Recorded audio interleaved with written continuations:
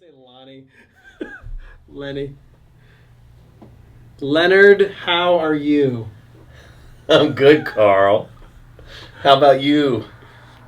Are you okay? Yeah, I'm well. Good. I'm well. Joseph?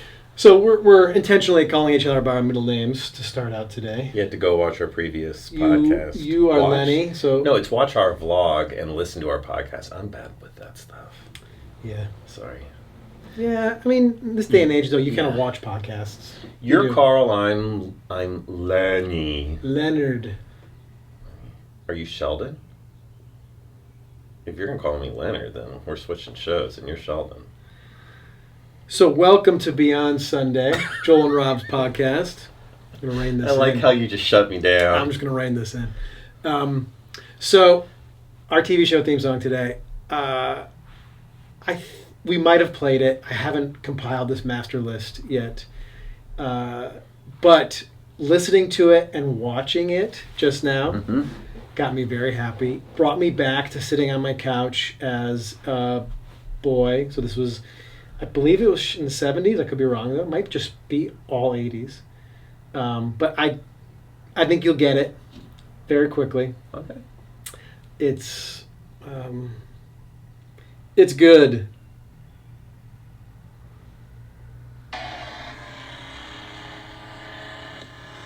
Okay, it's a car.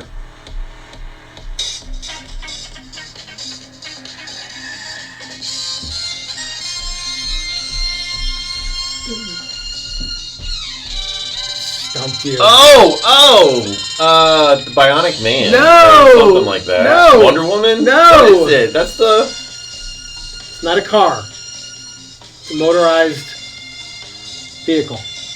Knight Rider? Nope. It's not a...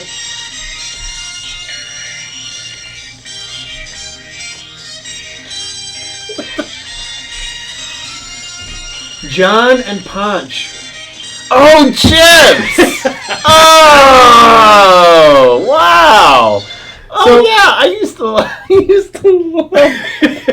So we haven't done Chips before. No, I don't What think a so. find, I must say, by myself. That one.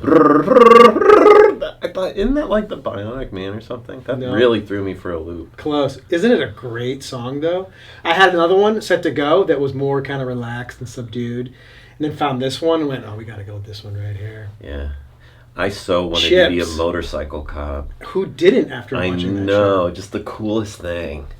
As I found this thought went through my head of, in this podcast, two things are basically kind of just kind of glaringly obvious. Well, not obvious, but two main points that come out of this podcast is we explore what happened on Sunday a little more in depth, and we realize that you and I were essentially raised by television in the 80s. There were so many different directions you could have gone with there. I'm like, he's going to say we're idiots? Like, what? Like, what he's saying? Yeah, close. Seriously, like, Yeah. all of these shows, I think there's been the occasional one where one of us did not watch that show. Yeah. We've seen them all. Like, we are children of the 80s that were formed. It's why we love theme songs, though, right? Formed from these shows. Yeah, absolutely. The way our kids are being raised by YouTube. Yes, exactly. You know? By the way, that was a great video you sent me. Thank you. Oh, yeah, that was a great video, wasn't it? Yeah. It was a Star Wars video. Just Star Wars, bad lip reading the Seagull song from the Empire. I showed it to my kids this Empire morning. They Strikes Back. loved it. Yeah. Oh my gosh. So welcome everybody to Beyond Sunday. We're going to explore last Sunday's sermon a little bit. We kicked off our practice throughout May of Silence and Solitude. So what we thought we would do for the rest of this podcast We're just going to is shut just it sit down. in our different corners, with meditative stances and Well, just be silent. Well, actually, to achieve the solitude, we're going to actually turn our backs to each other so we're not looking at each other, Yeah. you know? Because we can't, I mean, that's just silence, but we need solitude, Yeah. you know? Just go, yeah. So have at it, folks. So we started by talking about, which I thought was a huge eye opener for me, was the Greek word eremos. You did a great job with that. Well, that was awesome. I give credit where credit's due. That comes from that was an insight in the Ruthless Elimination of Hurry, the book that the theme of my sabbatical is based off of. But in our scripture on Sunday, Jesus has this kind of action-packed day, healing, teaching, and then in the morning goes off to what's described as a solitary place to pray. And the solitary place comes from the Greek word eremos, and so then we backed it up a little bit to look at, so we're only in the first chapter of Mark. Mark has just begun. So go back to the very beginning of Mark. Jesus is baptized, and then is immediately, in Mark, the Spirit pushes Jesus into the wilderness for 40 days. And the wilderness is, that word wilderness also comes from eremos. And I had no idea. No idea at all. And that's what's so fascinating. It really is. About how we come up with our English Bible. Is it comes from a different language, two different languages actually, Hebrew, Old Testament, and the Greek. And at times, when translators are taking that original language, they have to make a decision. Yeah. They have multiple options. It's even, sometimes in Hebrew, it's even more of a decision. Like these kind of words are somewhat similar, but you could say maybe not. But Hebrew's brutal that way. It is, it's absolutely. Just brutal that way. And so the wilderness, eremos, this time of 40 days of intense silence in solitude. And then Jesus calls his disciples. He goes to Capernaum, teaches, goes to the synagogue, goes to Simon Peter's mother-in-law's house, heals this, what's described as the whole town comes to his house. And then the next day, he goes back to the eremos. And so that I thought was fascinating. You did such a good job of explaining that. Fascinating. And what it did for me, what I so appreciated about your sermon, I'd never noted the biblical root of it before. But of course, we can note this ourselves, right? So when Jesus was driven by the Spirit into the wilderness, I mean, the Gospels are clear, right? In Mark, he's driven. He's driven, meaning he didn't necessarily just say, "Oh, okay, let's go into the eremos." He went into the silence and the solitude because the Spirit forced him there. Meaning, and the wilderness there is very much a place of struggle. There's a struggle within the eremos that we need to own and be clear about there. Yes. And so the silence and solitude is hard and it's not wanted. And yet here, there's a flip side to that, like so many things in the scripture, right? The eremos has this beautiful side to it, and the silence and the solitude isn't just wanted, it's needed. Absolutely. And how in our own lives, me personally, I so much more readily acknowledge the struggle within the eremos for myself. Yeah. It's uncomfortable. I don't want the silence and the solitude. Yeah. And yet there is such a rich blessing and a deep need that we all possess. Yeah. For the silence and solitude. And I thought you did such a good job with that. Well, thanks. Well, in Mark's gospel, because there's Luke and Matthew also have descriptions of Jesus in the wilderness. I've always loved Mark's. Mark is a little more forceful. And Mark's very blunt, yeah. Exactly, that's an even better word. And so I've loved the idea of the Spirit pushing Jesus into the wilderness, into the eremos.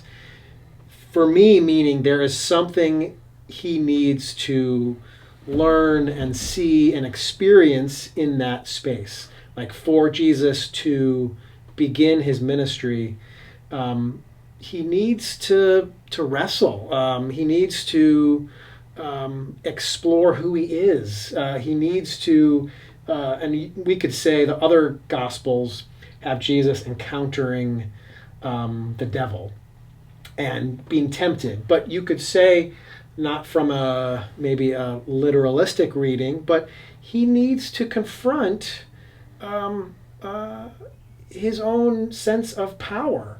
He needs to confront his own Insecurities. yes, like there are things. Who am I? What am I called to do? There are things that happen in. It seemed like to Jesus in the wilderness that I'm sure were at times not comfortable, but for him to keep growing into who God is calling him to be, that time was needed. So I think that was fascinating, a fascinating connection. But also that he's in the Eremos for 40 days, comes out, has a couple kind of super intense days, and then goes right back into it. Like the next morning gets up. Like that connection I thought was fascinating, and that's where we got this idea of it's this rhythm that was a part of his life. Yeah. And he has, and it's kind of scattered throughout the Gospels of taking time away for silence and solitude. Mark just says he got away in a solitary place to pray. Yeah. Intentionally that time. Yeah. Yeah. Once you taste it and you find it's, the positive of it, you realize that it's needed. It's necessary. There's a Yes. blessing within it that you seek. Yep. So I explored in the sermon some hesitations of mine and tried to kind of say also hesitations I have, but still have. Yeah, Like, and you did even that well. though I still take this practice on somewhat regularly. I'll be honest there, somewhat regularly. I still have those hesitations. Like for me, I still want to be doing something. I still want to be checking something off. And at times, for me, I still do. Like I will. It's silence, but I'm still the one who is offering words. Like I need. There's something going on that I need to kind of bring to God to pray about, whatever that is, and that's absolutely affirmed and needed. And there's times where I just try and be just silent, Still and silent. still and silent, and try and get to the place of a sense of rest. And I think that rest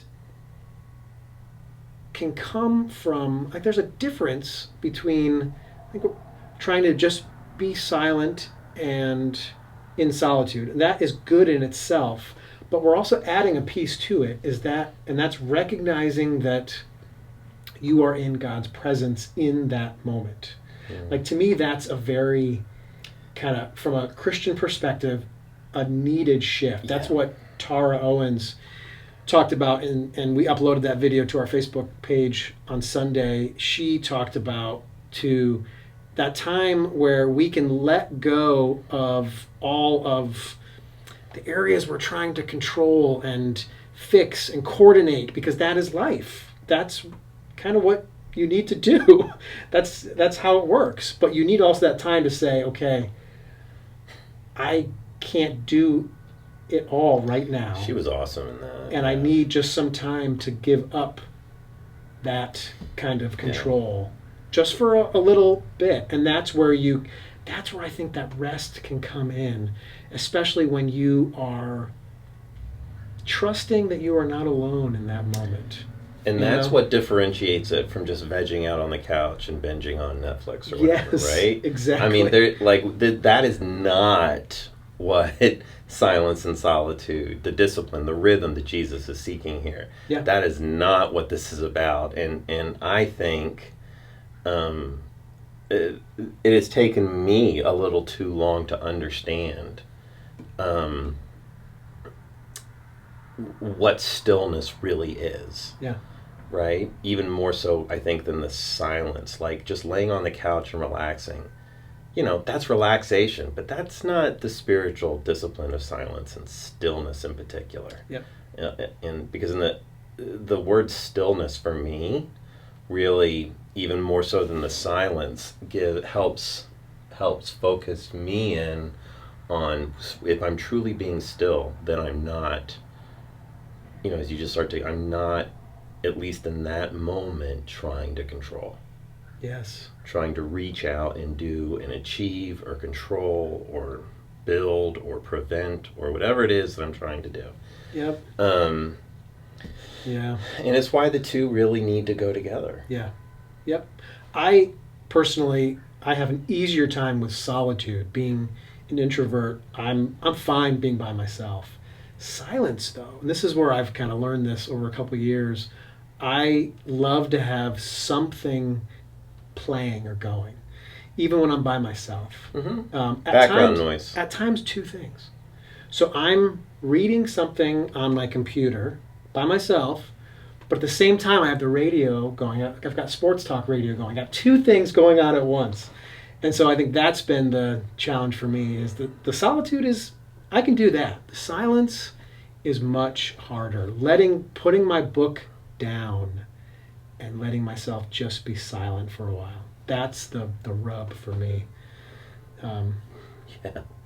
Me too, Yeah. to be sure. You're so much more disciplined about it than I am. You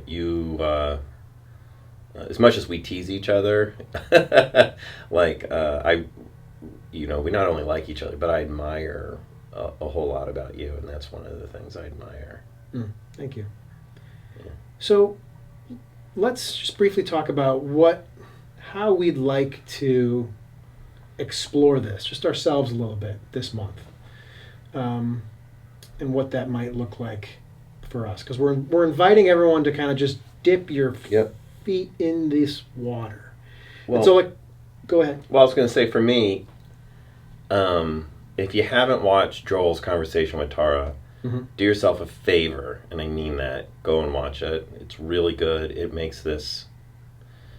If you are resistant to it and you think it's too much or too hard or too unproductive, I mean, I think that's the rub for a lot of us. It's just, how can I afford to be that unproductive? Yes. Go and watch it. For me, I think a flip that I really want to endeavor, and have recently begun endeavoring after watching that, is, Silence and Solitude doesn't have to be, it can be an hour a week or a half hour a week, but it can also be 5 minutes a day. Yep. And that for me is a real flip. Yep. The discipline of just taking 5 minutes a day. Mm-hmm. Yeah. Yep. That's what I'm hoping to do too. So I have some time in the morning where I get up early and do it.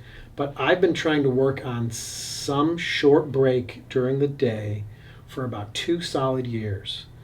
And I have done it maybe 2 or 3 times. I'm serious. It is because I just get in that kind of go. To-do list is always there, and I got to get this done, and never.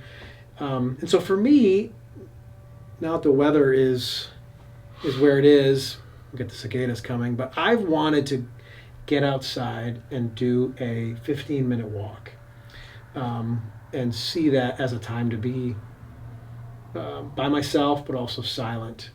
I tried it last week after my conversation with Greg Cochran on practice of spiritual practice. I took a walk last week too, around a couple blocks. Yep. Yeah. So that's my goal, is to try and incorporate that into it, and hopefully, and then kind of say, okay, what was it like? How has it impacted the rest of my day, if at all? And what did I like about it? What was uncomfortable about it? I don't know. Or it might be just taking 5-10 minutes here, getting out of my office, going somewhere else. Coming over to my office. And just staring at you for a while. Yeah.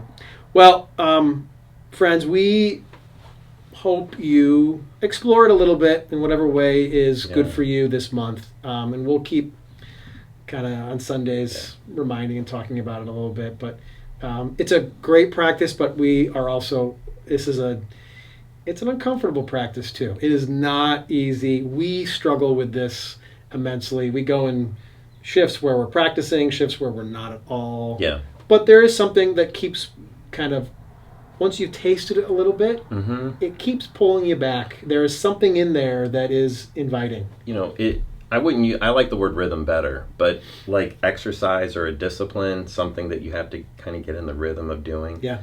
You know, it's like you don't want to go for the 3-mile jog.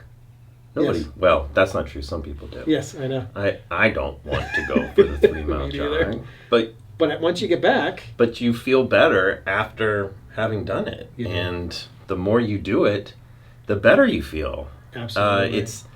I'm not connecting those two as exact parallels, but it is absolutely something that the more you do, the more comfortable it becomes, and the more clarity you're able to see the benefits of. And I would add that one of those benefits is recognizing that you are not alone in that time, and that you are free to be yourself, loved and accepted. Bring your full self to that space with God. The more you do practice that, it does slowly bring you closer to the realization, which we hold to be true, that we are always surrounded in that love and acceptance. Yeah. And this is a way to almost remind ourselves of that. And we need that just as much as we need the practice of slowing ourselves down, being quiet. Amen. Until next week, this is Leonard. I am Carl. Have a good rest of the week. You are Carl. That's true.